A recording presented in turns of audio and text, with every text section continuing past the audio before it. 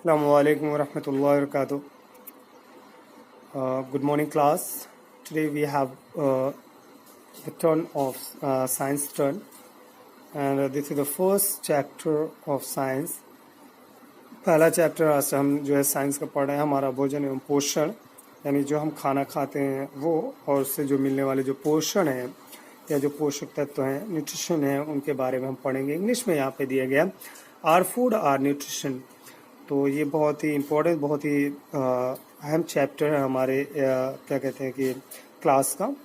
तो हमें पढ़ना बहुत ज़रूरी है, समझना भी बहुत ज़रूरी है। तो एक एक पॉइंट्स को हम ध्यान दें, एक एक पॉइंट को हम ध्यान दें और समझने की कोशिश करें, और बार बार इसे पढ़ने की बुक आपके पास है तो आप बुक से जो है इसकी बुक की मदद से आप इसे पढ़ने की कोशिश करें। चलिए शुरू करते हैं। यहाँ पे प्रस्तावना दिया गया है, यानी इंट्रोडक्शन दिया है।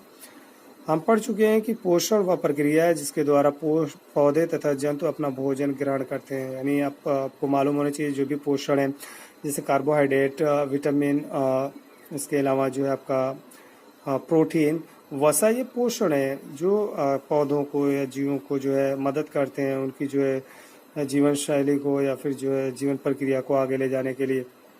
पौधे स्वयं के लिए तथा जंतु और मनुष्य के लिए भोजन बनाते हैं। जैसे आपको बताया गया है कि पौधे खुद से अपना भोजन बनाते हैं और मनुष्य और जंतु जो होता है वो जो है दूसरे पे निर्भर करते हैं। थोड़ा से यहाँ पे हम क्लियर करते चलें। जैसे पौधे होते हैं तो वो जो होता है उन्हें हम कह सकते हैं कि ऑटोट्रॉफ होते हैं, यानी खुद से अपना भोजन बनाते हैं। और जो है जंतु और जो मनुष्य की अगर हम बात करें तो वो हेटेरोट्रॉफ होते हैं, पेड़ पौधों पे या फिर अदर जानवरों पे निर्भर करते हैं। तो कुछ पौधे ऐसे भी होते हैं जो नॉन ग्रीन होते हैं, जो कहते हैं कि जो हरे नहीं होते हैं, जिनमें जो है भोजन बनाने की जो कुव्वत होती है, जो ताकत होती है वो नहीं होती है। तो उनके बारे में हम थोड़ा सा देखेंगे। बहरहाल पोषण यानी न्यूट्रिशन, सभी जंतु को जीवित रहने तथा वृद्धि करने के लिए पोषण की आवश्यकता होती है। सभी जीवित प्राणी ऊर्जा प्राप्त करने के लिए अनेक प्रकार की जैविक प्रक्रियाएं दर्शाते हैं। यानी कह रहे हैं कि जितने भी जीव हैं सबको जिंदा रहने के लिए, अपनी अपनी लाइफ साइकिल को पूरा करने के लिए उनको जो है भोजन की आवश्यकता होती है, यानी जरूरत होती है। यह ऊर्जा भोजन से प्राप्त होता है। एज वी नो, जब हम सब जानते हैं कि भोजन से ही हमें ऊर्जा प्राप्त होती है। जिस प्रकार मशीन को जो है ऊर्जा की आवश्यकता होती है, उसी प्रकार हमारे शरीर को भी ऊर्जा की आवश्यकता होती है। भोजन कोशिकाओं का ईंधन है। कोशिकाएं भोजन से ऊर्जा प्राप्त करती हैं। आपको ये क्लियरफाई करते चलें कि कोशिका, जब कोशिका की बात आती है तो हमारे ध्यान में कई चीजें आनी चाहिए। जैसे कोशिका आ गई तो ऊतक आना चाहिए, ऊतक आ गया तो अंग आना चाहिए, और अंग आ गया तो पूरा बॉडी का स्ट्रक्चर आना चाहिए। तो आप सबको मालूम है कि हमारे शरीर की जो सबसे छोटी इकाई है, या किसी भी जिंदा क्या कहते हैं कि जीवित प्राणी की जो सबसे छोटी इकाई है, सबसे छोटी जो बिंदु है वो जो है कोशिकाएं। कई कोशिकाएं मिलकर ऊतक बनाती हैं, कई ऊतक मिलके जो है अंग बनाते हैं, जैसे नाक, कान, मुंह, दांत। उसके बाद कई अंग मिलके जो है एक पूरी बॉडी को शेप देते हैं। तो यहाँ पे देखें, कह रहे हैं कि भोजन कोशिकाओं का ईंधन है। कोशिकाएं भोजन से ऊर्जा प्राप्त करती हैं। पाचन की अवधि में, यानी जो खाना हमारा पचता है, भोजन को तोड़कर छोटे छोटे टुकड़ों में बांटा जाता है तथा इन टुकड़ों को एंजाइम एक तरीके का प्रोटीन होता है कि क्रियाओं द्वारा घुलनशील अणुओं में बदला जाता है।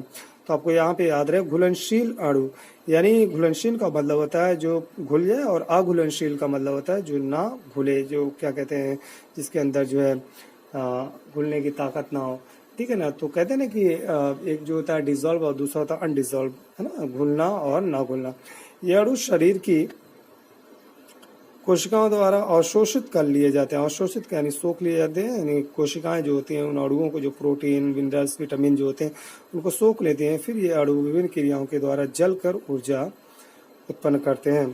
भोजन के पोषक तत्व पौधे और जंतुओं के लिए समान होते हैं। जैसे पौधे में, जंतुओं में, दोनों में समान मात्रा में पाए तत्व है। कार्बोहाइड्रेट्स अभी आपको बताया गया था, ये जो है हमें जैसे कि आलू से मिलता है, उसके अलावा क्या कहते हैं गेहूं से मिलता है, गन्ने से मिलता है। वसा यानी तेल या चर्बी, विटामिन, प्रोटीन और खनिज तत्व। तो ये जो है पोषक तत्व जो हैं ये यहाँ पे दिए गए हैं, ये आपके पोषक तत्व दिए गए हैं, आप इसको ध्यान दें। पोषण को निम्नलिखित अवस्थाओं में विभाजित किया जा सकता है। ये पोषण को अलग अलग अवस्थाओं में विभाजित किया गया है, जैसे कि दिया अंतःग्रहण, और दूसरा जो है पाचन, तीसरा जो है अवशोषण, चौथा जो है आत्म सत्करण और पांचवा जो है यहाँ पे उत्सर्जन। तो यहाँ पे 5 भागों में जो ये तत्व हैं इनको जो है वो विभाजित किया गया है। इनके अलग अलग कार्य अलग अलग तरीके से ये एब्जॉर्ब किए जाते हैं।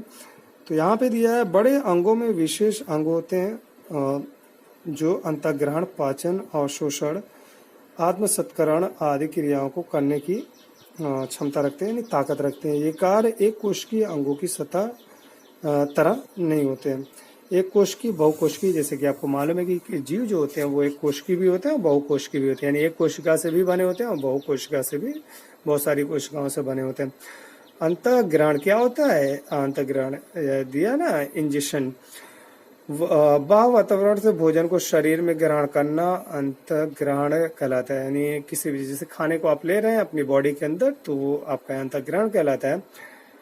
इस प्रक्रिया में अनेक अंग भाग लेते हैं, यानी कई अंग भाग लेते हैं। ये अंग अनेक विधियों द्वारा तथा जंतुओं के भोजन करने की आदत के अनुसार होते हैं। भोजन के अंतःग्रहण में छोटे से छोटे जंतु यानी प्रोटोजोआ से लेकर बड़े से बड़े यानी स्तनपायी के मुख्य सम्मिलित होते हैं। यानी कुछ ऐसे जीव होते हैं जो अपनी त्वचा से ही सोख के अंदर कर लेते हैं, यानी उसे एब्जॉर्ब कर लेते हैं, यानी इन जो पोषक तत्व इनको। और कुछ ऐसे होते हैं जो मुख यानी मुंह की सहायता से जो है भोजन करते हैं। जंतुओं के मुख्य भाग यानी मुंह के भाग उनके भोजन के अनुसार रूपांतरित होते रहते हैं, परिवर्तित होते रहते हैं। पाचन यानी डाइजेशन, इस प्रक्रिया में जटिल भोजन पदार्थ जैसे कार्बोहाइड्रेट, वसा, प्रोटीन आदि को सरल पदार्थों में तोड़ा जाता है। यह यांत्रिक तथा रासायनिक दोनों प्रकार की प्रक्रियाएं होती हैं। यांत्रिक भी होती हैं और रासायनिक भी होती हैं। यांत्रिक का मतलब कि जो जैसे कि खाने का टूटना या फिर जो एक जगह से दूसरी जगह ट्रांसफर होना। फिर उसके बाद रासायनिक का मतलब होता है जो जैसे कि प्रोटीन में बदलना, वसा में बदलना, अलग अलग रूप में बदलना। आगे यहाँ पे दिया गया है कि थोड़ा सा ध्यान दें। यहाँ पे दिया गया है कि अवशोषण यानी एब्जॉर्प्शन, इस प्रक्रिया में पचे हुए भोजन के अणु आंतों की दीवारों द्वारा अवशोषित कर लिए जाते हैं, यानी सोख लिए जाते हैं। मनुष्यों में तथा दूसरे उच्च श्रेणी के जंतु में अवशोषण छोटी आंत में होता है, छोटी आंत में होता है। तो ध्यान रहे, आत्मसत्करण यानी एसिमिलेशन जीवन दायनी क्रियाएं जो हमारे जीवन में बहुत सारी, जैसे वृद्धि होना, विकास होना, ऐसी क्रियाओं को जीवन दायनी क्रिया कहते हैं।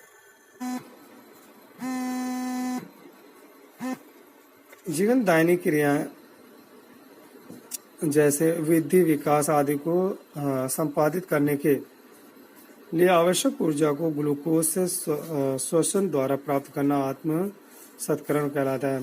उत्सर्जन यह वह प्रक्रिया है जिसमें बिना पचा भोजन शरीर से बाहर निकाला जाता है। उत्सर्जन तथा अन्य जंतुओं में यह गुदा द्वारा होता है। उत्सर्जन का मतलब है जो भी मल होते हैं, जो गंदे मटेरियल हमारी बॉडी को उसमें होते हैं, जैसे पसीना हुआ है ना, यूरिन यानी पेशाब हुआ, इन तमाम चीज़ों को जो है बॉडी से रिमूव करना यानी बॉडी से अलग करना ही क्या कहलाता है? उत्सर्जन कहलाता है। तो ये पॉइंट दी गई थी, इसको आप नोट करें अपने उस पर।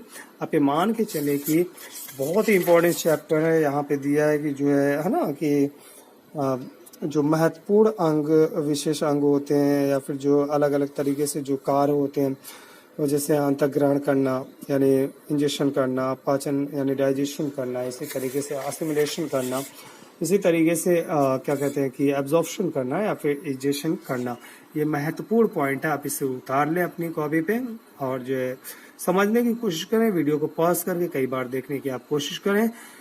आई होप कि मुझे लगता है कि आप बहुत अच्छे तरीके से इस चैप्टर को आप समझे होंगे और समझने की कोशिश भी करेंगे।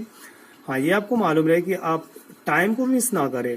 अगर आपने थोड़ा सा भी टाइम मिस किया, 1 घंटे, सवा घंटे, 1.5 घंटे का काम होता है, एक टाइम में अगर आप बैठे तो आपका काम बहुत ही आसानी से हो जाएगा। मेहनत करें और कुछ हासिल करने की कोशिश करें। अब जो है नेक्स्ट उसमें जो हम मिलेंगे, तब तक के लिए have a nice day, see you tomorrow इंशाल्लाह।